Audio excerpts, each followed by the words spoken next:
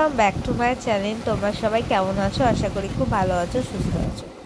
তোমাদের সাথে শেয়ার করছি আমাদের বাড়ির সামনে গতকাল কিভাবে বলবো কিভাবে হয়েছে ক্ষতিটা হয়েছে আমাদের বাড়ির সোজা, আমাদের যেখানে ট্যাঙ্কিটা আছে বাইরে, মানে মেন গেট আর কি, সেখানে একটা বিশাল বড় সুপুরি গাছ ছিল। আর এই যে দেখতেই পাচ্ছ মানি প্ল্যান্ট পুরো মোটা মোটা হয়ে পুরো জড়িয়ে আছে। বাস ট্যাঙ্কিটা বেঁচে গেছে, যেহেতু ওটা পাশের বাড়ির বৌদির ওই পাঁচিলে পড়েছে ডগাটা, যার জন্য ট্যাঙ্কিটা ক্ষতি হয়। দেখতেই পাচ্ছ কি বিশাল বড় একটা ট্যাঙ্কি। এখন আমরা উঠেছি প্রায় 3:30 হবে। একবার নামলাম, উঠে ধর্মা আওয়াজ হলো, তা 2:30 নাগাদ উঠে দেখে বৃষ্টি পড়ছিল প্রচণ্ড জোরে।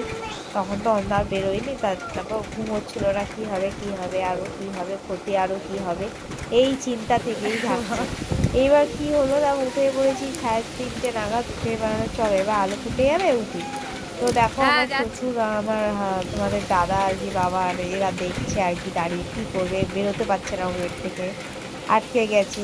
তো আমি যাই হোক করে ওই গাছটার তলা দিয়ে বাইরে বেরিয়ে কেন যাদের গাছ তাদেরকে খবর দিতে হবে যে তোমরা গাছটাকে কাটার ব্যবস্থা করো। তো যাই হোক, এইভাবে আমাদের রবিবারটা তো সারা দিন চলে গেল গাছ নিয়ে। এত ঝড় হয়েছে, মানে শুধু একটা সুপুরি গাছ পড়ে না, আমাদের বাড়ির পেছন দিকেও পড়েছে। দেখো কতগুলো এখানে সুপুরি গাছ আছে, কীভাবে হাওয়ায় দুলছে। তো যাই হোক, তো তোমাদের সাথে ভাবলাম এটা শেয়ার করি। তো তোমাদের কারো কিছু হয়েছে না, মানে গাছপালা ঠিকঠাক আছে নাকি জানে। এটা আমাদের মানে বাড়ির পেছন দিক দিয়ে, তো পেছন দিকে এইদিকে অনেক মানে সেরকম মানে কেন আমরা গাছপালা কেটে দিয়েছি, জানি ঝড় হবে কোথায় কী হবে, তো গাছ ছাঁটা হয়ে গেছে। তো এদিকে আমাদের সেরকম ভয়ের কিছু নেই, এখানে আমাদের সুপুরি গাছটা নেই, ঘুম পাচ্ছে। তো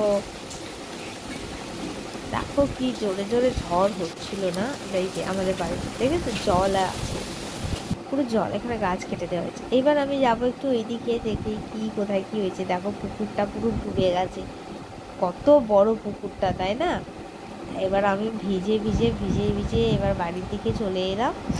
তো এসে দেখছি, এবার দেখো আমি ঠিক ঢুকছি আমাদের বাড়ির সামনে, গাছটা দেখো কতটা বড়, মানে এতটা বড়, ভাবো তবে কত বড় গাছ। দেখো কিরাম আকারে হয়েছিল, পুরো জঙ্গলটাকে জড়িয়ে রেখেছে। এইটা পুরো মানি প্ল্যান্ট, এত মোটা হয়ে গেছে। তো যাই হোক, তো এইভাবে আমাদের সারাদিনটা তো বললাম চলেই গেল, কেটে গেল। তো এবার আমি বললাম অনেক ঘোরাঘুরি হয়েছে, তো গাছের ফুল হয়েছিল, ফুলগুলো তুলে নিয়ে ভিজেছি, যেখানে একেবারেই ভিজে যাই, আবার লালে চান করে। এবার প্রায় 6:45 নাকি 6:30 হবে, যাদের বাড়ি গাছ তারা চলে এসেছে। দেখতেই পাচ্ছ তারা গাছ কাটাকাটি করছে, একজন ফুল দিয়ে একজন কাটারি চালাচ্ছে, এই চলে যাচ্ছে। এবার একজন আমার পাতাগুলো, ওই যে মানে আগে যেগুলো পাতাগুলো জড়িয়ে নিয়ে গেছে না, দেখছো কত মোটা মোটা, সেইগুলোকে আগে না কাটলে সুপুরি গাছটাকে কাটা যাচ্ছে, ওটাকে টুকরো টুকরো করে। হ্যাঁ বলো, এই যে কথা বলছি, তুমি বলবে কিছু বলো। একটা বৃষ্টি পড়ছে, তো ভিজে যাচ্ছে, হ্যাঁ ভিজে যাচ্ছে, আবার কাজ করছে, ভিজে আগে দুজনে ভিজে কাজ করছে। ওলে ওলে, দেখেছো আমার মেয়েটা কত সুন্দর কথা বললো তোমাদের সাথে বন্ধুরা।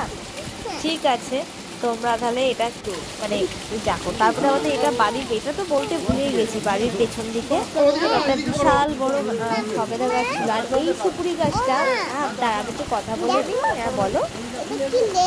এটা হচ্ছে